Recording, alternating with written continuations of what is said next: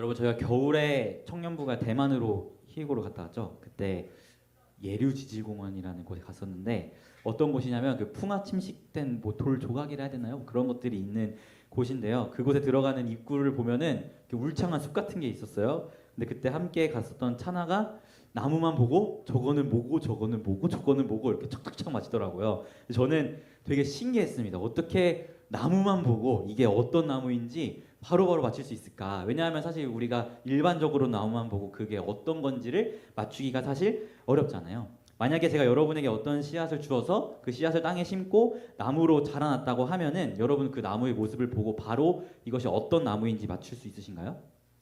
사실 차나처럼 식물 박사가 아닌 이상은 나무만 보고 이게 어떤 나무인지 맞추기는 어려워요. 하지만 그 나무가 어떤 나무인지 알 수 있을 때가 오는데 그게 언제죠? 나무에 열매가 맺혔을 때 이게 무슨 나무였구나라는 것을 우리가 알게 됩니다. 즉 나무의 정체성은 나무의 열매가 정한다라는 것을 보게 되는 거죠. 사과를 맺었으니 사과나무인 거고 자두를 맺었으니 자두나무라는 정체성이 부여된다는 것입니다.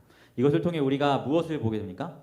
열매로 나무를 알 수 있다라는 것을 보게 돼요. 물론 그냥 식물 박사님들은 나무만 봐도 딱딱 맞추겠지만 그 나무가 처음 발견되었을 때는 그 누구도 그것이 어떤 나무인지 알 수가 없잖아요. 열매를 봐야 나무가 어떤 나무인지 알 수 있잖아요. 그처럼 우리는 열매로 그 나무를 알 수 있는 거예요. 사실 오늘 말씀을 보면 그런 관계성을 우리가 보게 되는데요. 우리가 갈라디아서를 계속 보고 있는데 바울은 율법과 믿음의 관계를 지금까지 계속해서 이야기하고 있어요. 그래서 율법으로 인한 구원이 아니라 믿음으로 인한 구원을 계속해서 이야기하고 있습니다. 그 맥락 아래에서 오늘 4장 본문이 진행되고 있는데 오늘 본문의 요지를 제가 짧게 말씀드리면 이거예요. 만약에 여러분이 삼성의 후계자라고 생각합시다. 삼성그룹에. 그럼 여러분이 나이가 근데 아직 5살, 6살 정도밖에 안 됐어요. 이재용의 아들이라고 칩시다.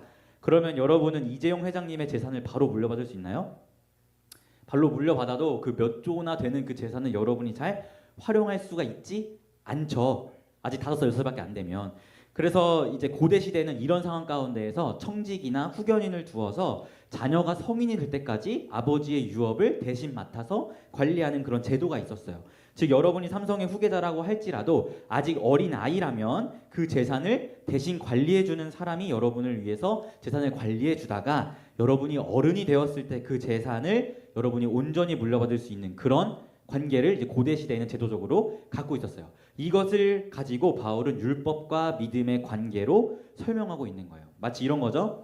구약의 이스라엘 백성들은 여러분이 생각했을 때 어린아이와 같은 시기라고 이해하시면 됩니다. 그래서 하나님이 구약의 이스라엘 백성들을 대할 때는 굉장히 기적적인 일들을 많이 비춰주셨어요. 유월절 어린 양의 피를 문설주에 바름으로 구원을 얻는다던가 홍해를 가르셔서 홍해를 지나가게 하심으로 바다에서 세례를 받게 하신다던가 아니면 불기둥과 구름기둥으로 광야 가운데 인도하시며 성령의 인도가 무엇인지를 깨닫게 하신다던가 또는 만나를 내리시고 반석 위에 물을 터뜨리시면서 이런 성찬들을 행하시면서 여러 가지 기적들을 통해서 어린아이와 같은 이스라엘 백성들을 하나님이 대하셨어요. 왜냐하면 그들이 어린아이 같은 이유는 아직 예수님께서 이 땅에 오시기 전이기 때문이에요. 예수님이 이 땅에 오셔서 하나님의 구원에 관한 모든 비밀이 밝히 드러나기 전이기 때문에 아직 성인이 되지 않은 어린아이와 같은 모습으로 하나님이 이스라엘 백성들을 가르치신 거예요.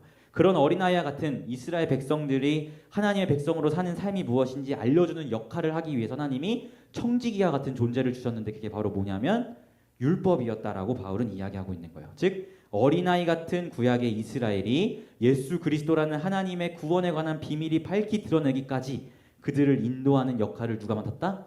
율법이 청지기로서 맡았다라고 이야기하는 거예요. 마치 미성년자에게 이재용 회장이 기업을 바로 맡기지 않고 청지기에게 맡기듯이 어린아이와 같은 이스라엘 백성들에게 율법을 통해서 청지기로 그들을 세워서 이스라엘 백성들이 하나님의 자녀다운 삶을 살 수 있도록 인도하는 그런 역할을 맡겼다라는 것을 바울이 이야기하는 것입니다. 하지만 예수님께서 이 땅에 오셨고 십자가에 죽으시고 부활하심으로 하나님의 구원에 관한 모든 비밀이 다 이제는 드러났어요. 그래서 어린아이와 같았던 구약의 이스라엘에게 보여주었던 그 유월절 어린 양의 피를 문설주에 바른다는 것은 사실 예수 그리스도의 십자가의 죽으심과 그분의 피로 구원을 받는다는 사실을 밝히 드러났게 되었고 홍해를 건너면서 세례를 받게 하신 그 구약의 사건이 사실은 이제는 예수를 믿음으로 우리가 세례를 받고 우리의 믿음의 표를 삼는다는 것을 보게 되었고 만나와 또 반석 위에 물을 마셨던 그 행위들이 오늘날 이 시대 가운데 성찬이라는 거룩한 예식으로 나타나고, 구름 기둥과 불 기둥으로 인도함을 받았던 이스라엘 백성들의 모습이 오늘날에는 성령의 인도하심을 따라가는 신약의 성도의 모습으로 이 모든 비밀이 밝히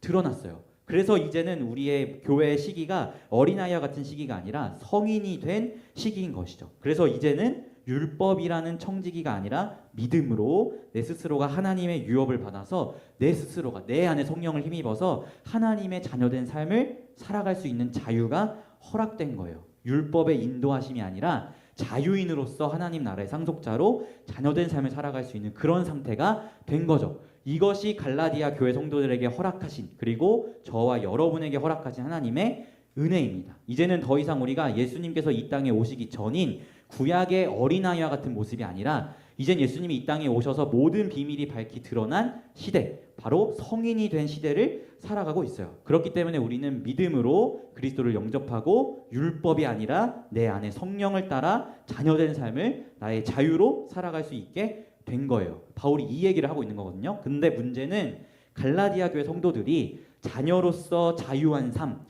이제는 어린아이가 아니고 성인이 되어 하나님 나라를 물려받아 스스로 성숙한 그리스도인으로 살아갈 수 있는 그 삶이 주어졌음에도 불구하고 그 자유인의 삶이 아니라 아직도 옛날의 어린아이와 같은 이스라엘의 모습으로 살아가는 삶을 살았던 것이죠. 그래서 바울이 오늘 본문에서 이렇게 이야기하는 겁니다. 우리 9절 한번 읽어볼게요. 9절 같이 읽어볼게요. 시작.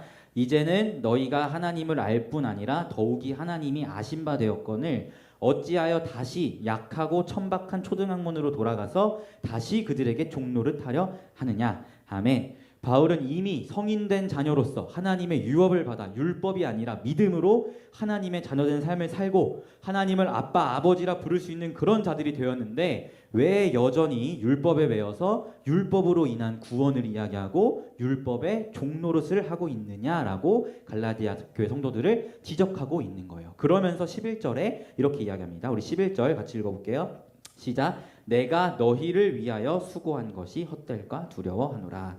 아멘. 바울은 여전히 율법에 매여 있는 갈라디아 교인들을 보면서 그들에게 복음을 전하고 그들을 양육했던 자신의 모든 노력이 헛될까봐 두렵다라고 이야기를 합니다.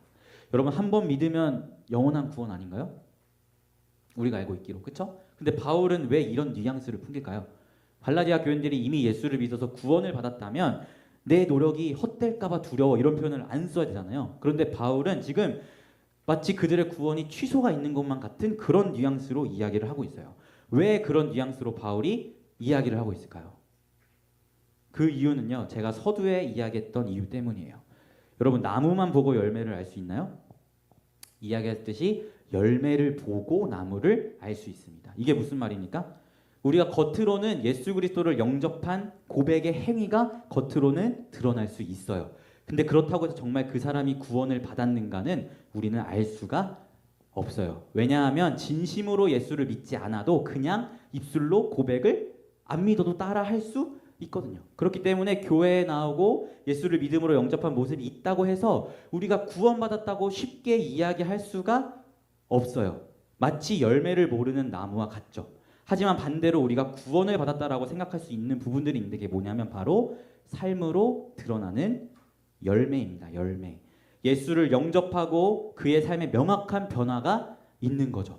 말씀을 멀리하던 자가 말씀이 들리고 말씀을 가까이 하게 되고 하나님을 아버지라 부르게 되는 것들, 또는 하나님 앞에서 죄를 지어도 별 감흥이 없던 사람들이 이제는 작은 죄를 지어도 하나님 앞에 무릎 꿇고 회개하며 하나님께 엎드리는 삶의 변화, 이제는 세상의 가치가 아니라 예수의 가치로 살아가겠노라 다짐하면서 예수의 사람이 되기 위해 애쓰는 이런 모습들, 이런 삶의 열매들이 드러날 때 구원받았구나라는 그 나무를 알게 되는 것입니다. 바울은 이것을 걱정하고 있는 거예요. 바울이 아무리 위대한 사도였어도 그가 함부로 저 사람은 구원받았고 저 사람은 못 받았어라는 이야기를 할 수 있겠어요? 아무리 위대한 사도여도 그건 하나님만 아는 거예요. 그렇게 쉽게 이야기할 수 없어요. 그도 확신할 수가 없는 거예요. 갈라디아 교회 성도들이 예수를 영접한 모습을 보았고 바울이 그들을 양육했다고 해서 저들은 구원받았어라고 자신 있게 이야기할 수가 없는 거예요. 그 나무만 보고. 그래서 바울은 그들의 열매를 보기 원했던 거예요.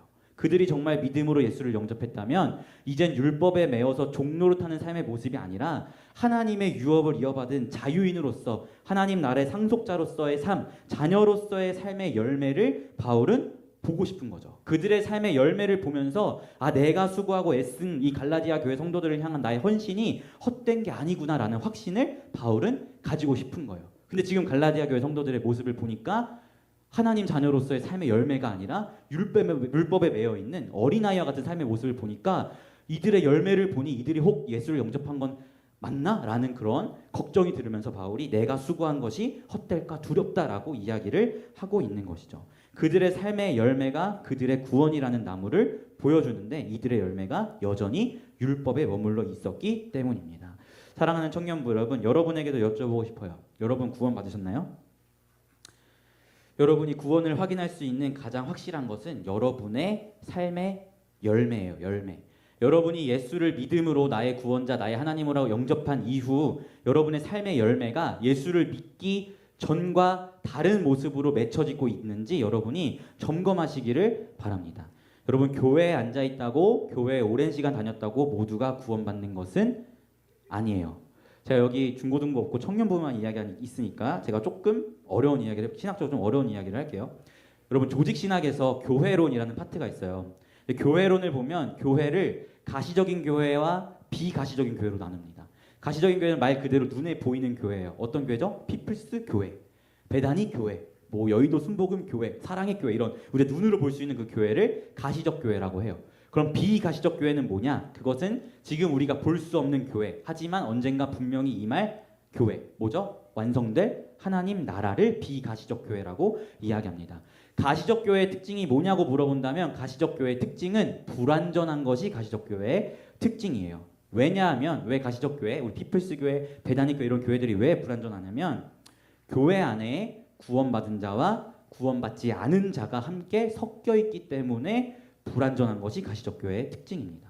그렇기 때문에 이 가시적 교회는 사실 많은 어려움과 부족한 모습들이 있어요. 교회 안에 갈등이 있기도 하고요. 교회 안에 서로 정죄하고 비판하는 모습들도 있어요. 이것은 마치 예수님께서 비유하신 그 가라지 비유 있죠. 농부가 밭을 일구는데 거기 가라지도 함께 자라는 것, 그것이 바로 가시적 교회를 나타내는 예수님의 말씀이에요. 구원받은 자와 구원받지 않은 자가 함께 뒤섞여 있는 교회, 그것이 가시적 교회의 특징입니다. 하지만 비가시적 교회는 완전해요. 왜냐하면 그 완성될 하나님 나라에는 모두가 구원받은 자들만 들어갈 거기 때문이에요. 제가 이 얘기를 여러분에게 왜 말씀드리겠습니까?